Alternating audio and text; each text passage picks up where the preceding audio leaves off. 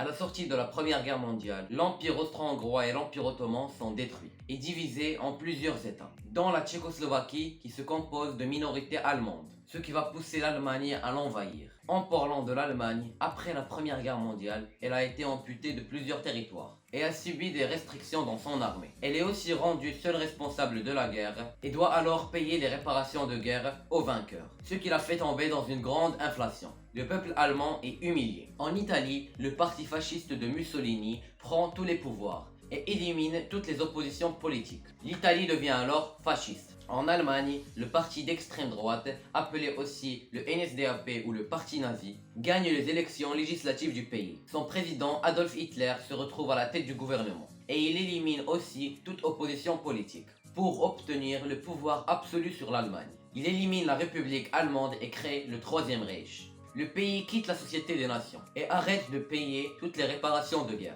et rétablit le service militaire obligatoire pour que l'armée allemande retrouve sa puissance. L'Allemagne a donc franchi les restrictions qui ont été imposées par les vainqueurs après la Première Guerre mondiale. Mais vu qu'ils ne réagissent pas, l'Allemagne s'allie à l'Italie, à l'URSS et à l'Empire du Japon. Tous ensemble, ils forment les pays de l'Axe, une alliance militaire qui s'oppose aux Alliés, composée du Royaume-Uni et de la France.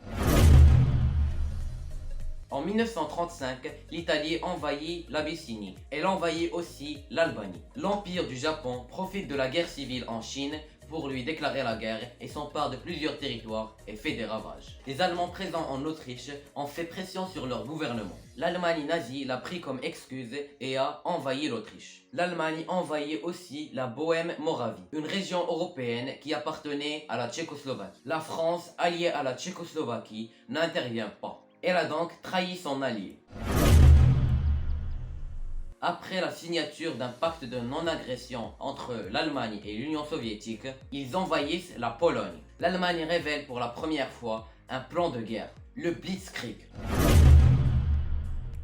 Le Blitzkrieg est une stratégie allemande qui sert à déstabiliser l'ennemi pour l'empêcher de construire un front solide. Les trois éléments essentiels de cette stratégie sont l'effet de surprise, la rapidité et la brutalité. Cette stratégie consiste à effectuer des percées profondes par des chars suivis de troupes motorisées qui servent à encercler les forces ennemies. L'armée allemande est aussi favorisée par la possession de chars d'assaut blindés qui facilitent la mise en œuvre de cette stratégie. Sans oublier l'utilisation de l'aviation qui est beaucoup plus présente que durant la Première Guerre mondiale et qui sert désormais à l'exécution du plan Blitzkrieg, aussi appelé la guerre éclair.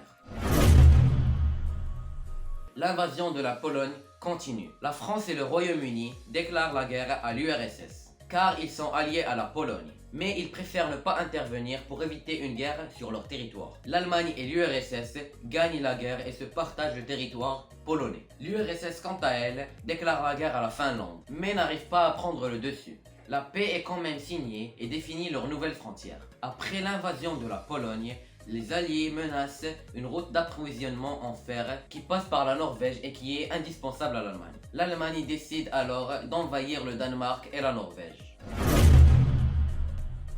L'Allemagne nazie envahit les Pays-Bas et la Belgique en utilisant le Blitzkrieg. Après cela, elle lance une offensive sur le territoire français. L'Italie en profite pour déclarer la guerre à la France. L'armée allemande progresse et arrive à envahir la partie nord de la France et les côtes atlantiques. Le sud de la France, quant à lui, est dirigé par le nouveau chef de gouvernement français, le maréchal Pétain, tandis que le général de Gaulle, exilé à Londres, appelle les Français à continuer la lutte. Du côté de l'URSS, elle s'empare des pays baltes sans difficulté. La prochaine cible d'Adolf Hitler est la Grande-Bretagne, qu'il essaiera d'atteindre mais sans succès, car l'île est très protégée par leur force navale qu'ils appellent la Royal Navy. Donc il faut gagner la bataille dans les airs. En effet, l'Allemagne et le Royaume-Uni vont effectuer régulièrement des bombardements sur les territoires de l'autre. Mais un avion allemand va se tromper de cible et bombarder Londres. Un jour après, en réaction, l'Angleterre va bombarder Berlin. Les bombardements sont maintenant plus dirigés sur les grandes villes. Les villes anglaises sont régulièrement bombardées par les avions allemands, mais ils ne réussissent pas à conquérir le pays. Adolf Hitler décide alors d'abandonner ce front et de se diriger vers l'URSS.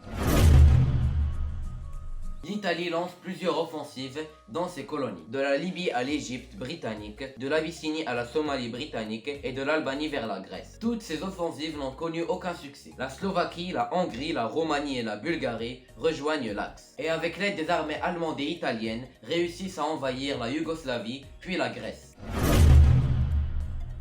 En 1941, l'Allemagne lance par surprise une grande offensive contre l'URSS. La Finlande en profite et déclare la guerre à l'URSS pour reconquérir ses territoires perdus. L'Allemagne applique leur plan de guerre éclair à grande échelle et ça fonctionne parfaitement à l'avantage des Allemands. Mais le mauvais état des routes ralentit les forces allemandes. Ils ont aussi sous-estimé les effectifs de l'armée soviétique. De plus, en hiver, la température chute à moins 30 degrés Celsius et les armées allemandes qui ne sont pas préparées peinent à s'imposer. Le front se stabilise. Du côté des Alliés, ils envahissent l'Iran pour y faire passer une route d'approvisionnement qui va jusqu'à Moscou, car l'URSS entre-temps est devenu leur allié. Après l'annexion de plusieurs États européens, Adolf Hitler, obsédé par les races humaines, prévoit de nettoyer les populations pour garder une race qu'il considère comme pure et l'appelle la race aryenne. Le nettoyage ethnique consiste alors à torturer et à exécuter les juifs, les personnes porteuses d'un handicap, les homosexuels, les tsigagnes et les opposants politiques. Dans le Pacifique, les Alliés, avec les États-Unis à leur tête, lancent une contre-attaque et reprennent des pays conquis par le Japon, dont l'Indonésie. En Afrique, les Alliés débarquent au Maroc et en Algérie et reprennent petit à petit toutes les colonies françaises des mains des Allemands. L'URSS contre-attaque en encerclant plus de 300 000 soldats allemands dans la ville de Stalingrad, puis les extermine. L'URSS relance une offensive à Kursk visant à repousser les soldats allemands, ce qui fonctionne et met les soldats allemands dans de mauvaises conditions. En 1944, l'URSS lance une énorme offensive contre l'Allemagne nazie. Une offensive qui repousse l'armée allemande jusqu'à la capitale allemande, Berlin. Les États-Unis, le Royaume-Uni et le Canada lancent le plus grand débarquement de l'histoire en Normandie, qui leur permet de libérer la France et la Belgique au détriment de l'Allemagne. En février 1945, les présidents respectifs des États-Unis, du Royaume-Uni et de l'URSS se réunissent. Ils se réunissent dans la ville de Yalta pour préparer l'après-guerre. Ils créent l'Organisation des Nations Unies qui remplacera la Société des Nations. Ils veulent recréer la Pologne, mais le président de l'URSS, Joseph Staline, ne cédera pas les territoires conquis. La Pologne est alors déplacée vers l'ouest au détriment de l'Allemagne. Avec l'aide des Alliés, l'URSS arrive en Allemagne et fait tomber la capitale allemande, Berlin. Adolf Hitler se suicide dans son bunker 2 jours avant la chute de Berlin aux mains des Alliés. Le Troisième Reich capitule et la Deuxième Guerre mondiale prend fin. Les vainqueurs de la guerre, soit le Royaume-Uni, les États-Unis et l'URSS, se réunissent. Ils se réunissent dans la ville de Potsdam pour décider du sort des vaincus. L'Italie perd toutes ses colonies, l'Allemagne est divisée et occupée par les vainqueurs. Les États-Unis imposent des restrictions au Japon, notamment en réduisant l'import du pétrole et de l'acier, des ressources indispensables à l'industrie du pays. Le Japon réagit en bombardant le port de Pearl Harbor sans déclaration de guerre. Un port où est stationnée une grande partie de la flotte états-unienne. Les États-Unis rejoignent les Alliés et ordonnent la capitulation du Japon. Mais cette capitulation est refusée par le Japon. Suite à cela, les États-Unis vont bombarder à plusieurs reprises plus de 60 villes japonaises. Voyant que le Japon n'accepte pas la capitulation, les États-Unis larguent 2 bombes nucléaires sur les villes japonaises de Hiroshima et de Nagasaki. L'URSS envahit le Manchukuo, le sud de l'île de Sakhalin et les îles Kuril. Le Japon signe enfin sa capitulation et se fait occuper par les États-Unis. Les États-Unis et l'URSS se mettent d'accord sur la division temporaire de la péninsule coréenne.